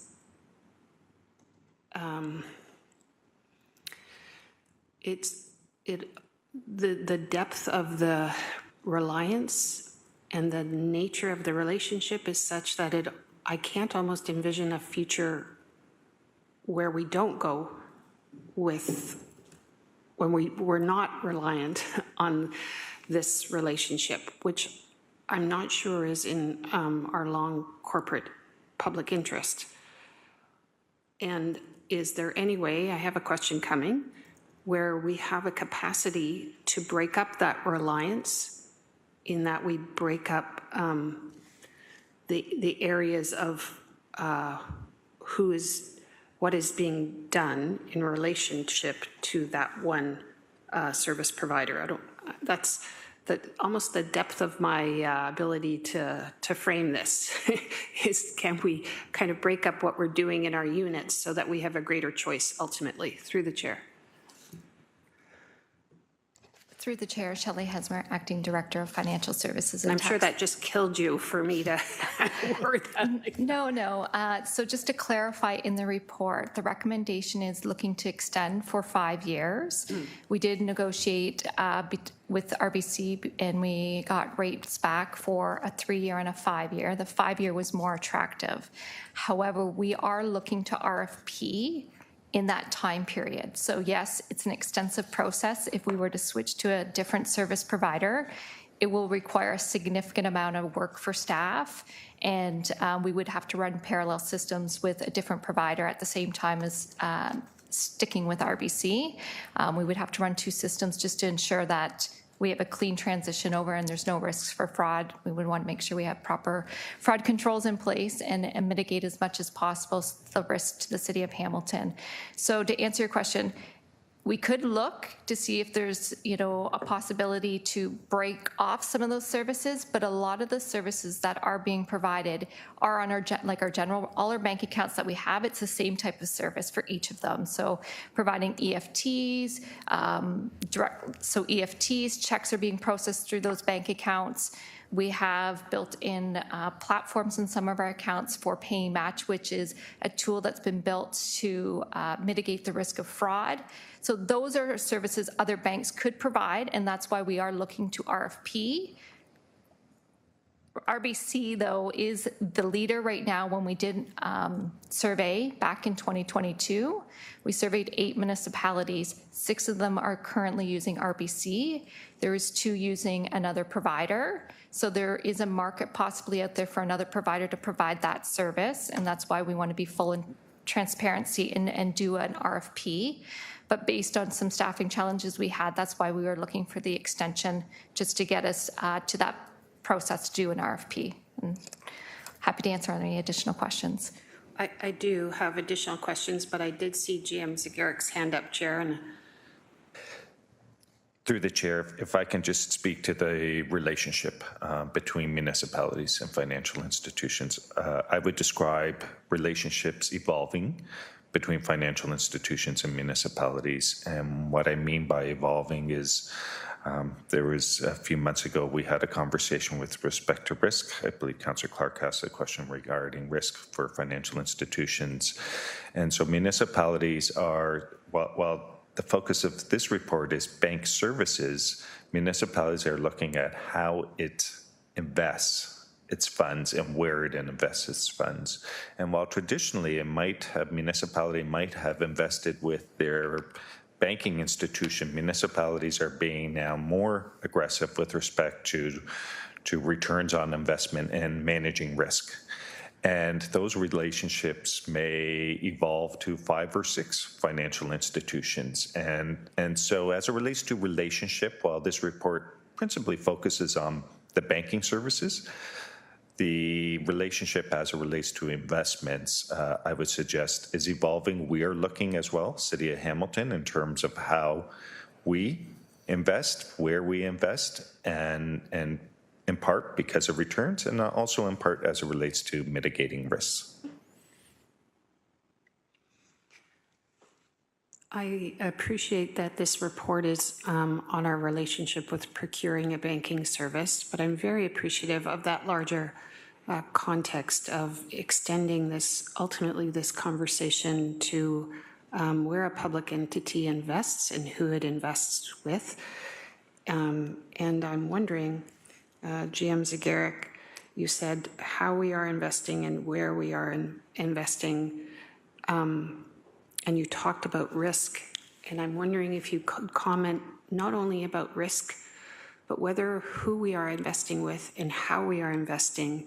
Will we be deliberating whether those investments align with our said corporate priorities and values?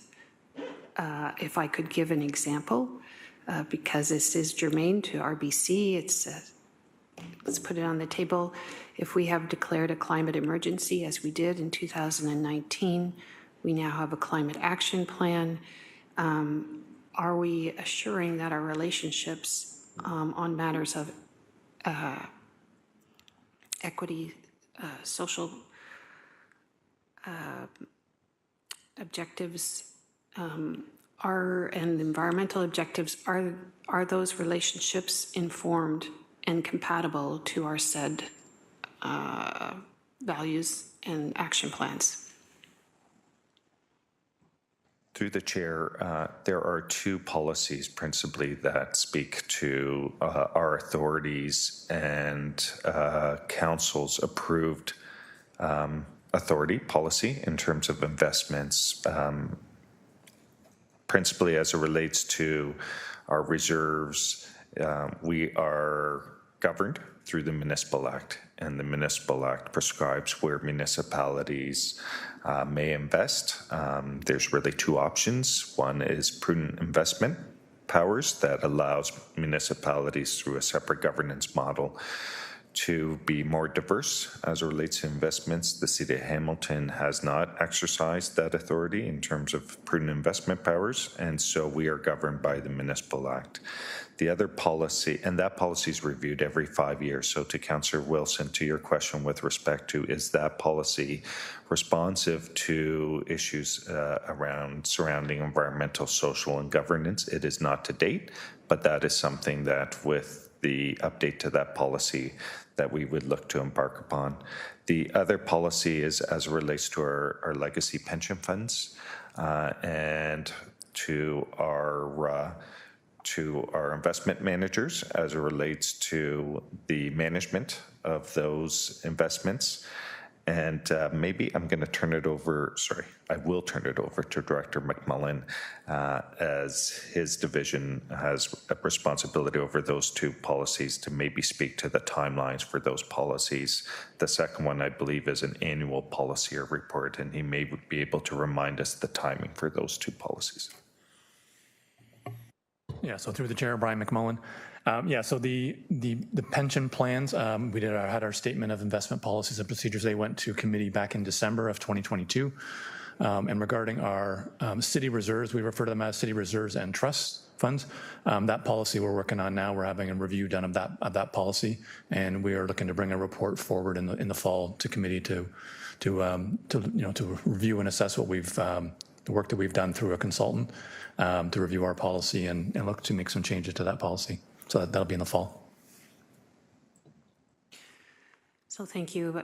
Just for my colleagues' edification, Councillor Alex Wilson and I have been meeting with our staff to have discussions about that policy, and it's our intention to bring forward a motion which would in fact seek to inform that policy and its evaluation moving forward on matters of environment, social, and governance.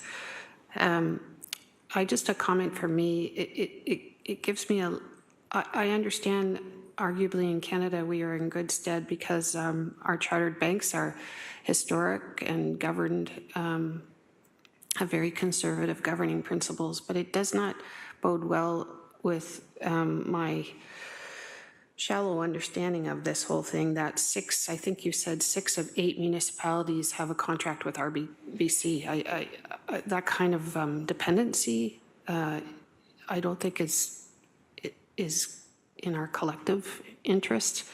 But I'll end my questions and comments there. Thank you. Thanks, and if Councillor Clark, if you don't mind taking the chair while I ask a couple of questions. I recognize Councillor Cratch. Thank you, Chair Clark. So in the line of questions, similar to Councillor Maureen and Wilson, I just had kind of a couple brief ones. Saying right off the bat, I'm not supporting this recommendation.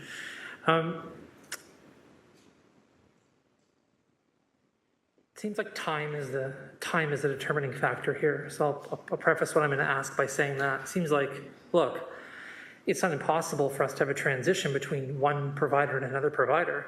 It's just that transition would take, in order for us to be able to successfully transition that based on our current staff complement, we need to take some time to do that.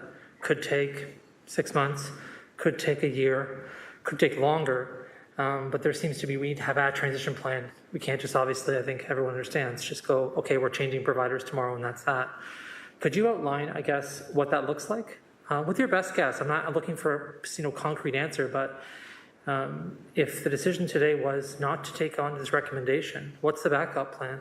Because I mean, obviously there's a continuation of service in the contract, I would presume, right? If we don't, and that's my second question. I'll save that for my second question. The first one really is, what would a transition plan look like?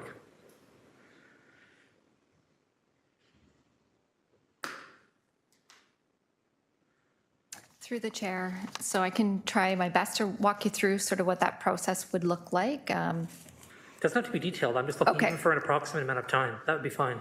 So if we were looking to do that it could be done within the 3-year time period. We could do it sooner, definitely could do it sooner. My concern is more on the transitioning piece and just making sure we've got that piece right. So a lot of work would go into developing the RFP because we would need to reach out to all departments and get the details of number of transactions going through, any changes in their business needs. That piece would take some time to go through. But then from that point, then going in through the evaluations. But the key piece for me is more the transition piece and making sure that we transition everything over effectively and mitigate all risks to the City of Hamilton. Yeah, makes sense. Stop checks, EFTs, LMNOPs. There's so many. And so I get that, and that's a lengthy process. I appreciate you giving me a snippet into that. My last question is really about the continuation of service. Like, I've been a part of many contracts in my life, and most have like leases often do. Oh, look, it just turns out we didn't sign this by the deadline. Or it turns out that we didn't enter into a further 5-year agreement or whatever it might be. Could you just outline a little bit more for me what the continuation of service looks like here? So if we decide we're going to transition away, RBC is not going to be like, hey, you didn't sign that thing, you're toast. What does it look like?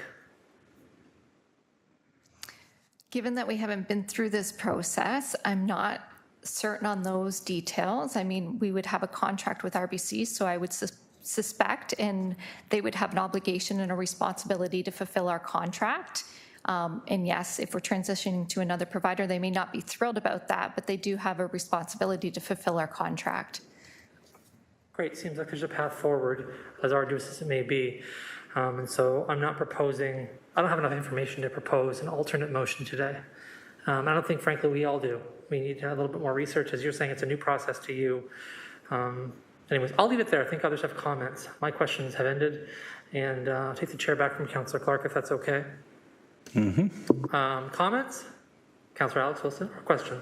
Still a question. Okay, questions. Yeah, just a quick one. Who's the other provider that 2 municipalities are with? I'm assuming they're also one of the big 5 banks.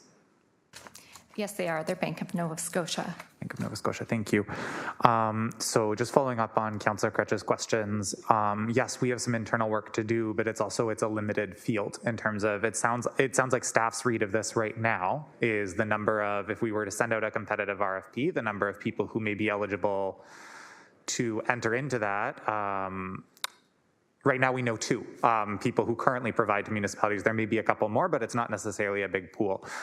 As we're thinking about building this time out to think about what it takes for us to maybe transition and build some of that capacity, I guess that's my question is what are the other pieces to this puzzle? Like if we're doing a bit of a capacity building initiative or doing a bit of a review, I think to the calls in Toronto about a decade ago, there was a conversation about municipal banking, and that was way more about spending power than it was financial services, and it's way more on the investment side than it was on the financial services side. So that's not necessarily going to enter into that conversation, but want to throw it out there.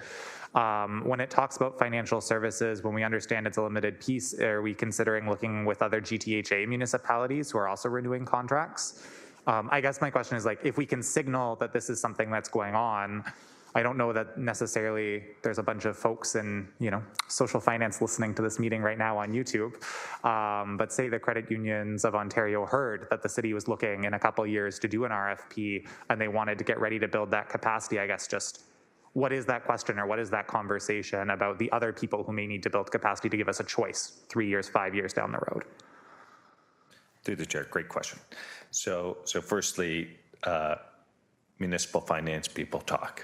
And we share information with respect to our relationships with vendors, and we compare our relationships. And frankly, this report is very transparent. We've included the terms so that other municipalities can look to see what the city of Hamilton was able to secure in terms of its negotiation. With respect to how the conversation has to evolve, it has to evolve on a few fronts. Legislatively, municipalities are restricted in terms of which financial institutions it can secure banking services with. So there are some restrictions with respect to credit unions and credit unions participating in this space. So it will require efforts by credit unions and provincial government in terms of some of those legislative.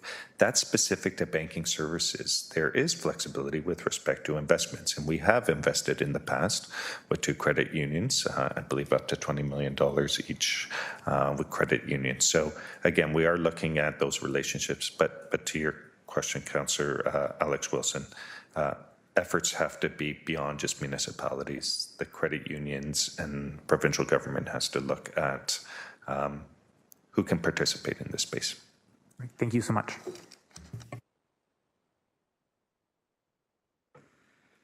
Thanks very much for that. I see no further comments on this, so we shall go to the vote on the recommendations.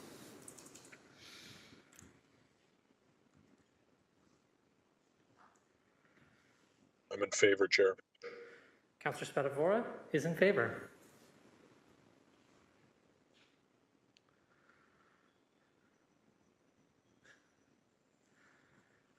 And that passes 4-2.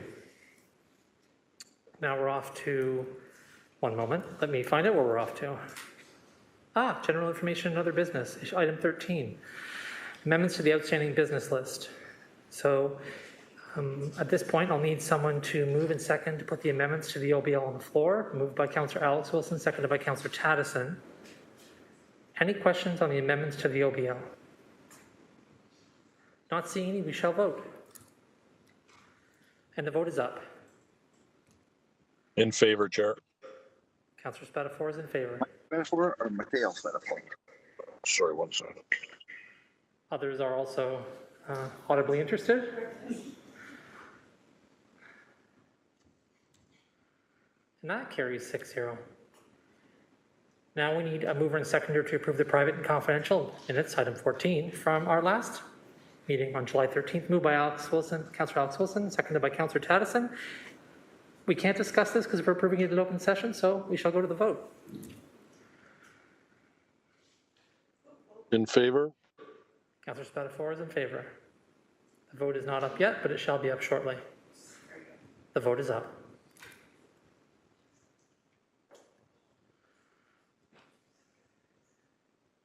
6-0. And now we're on to item 15, which is adjournment. Mover and seconder to adjourn. Moved by Councillor Taddison, seconded by Councillor Alex Wilson. We'll have the vote now.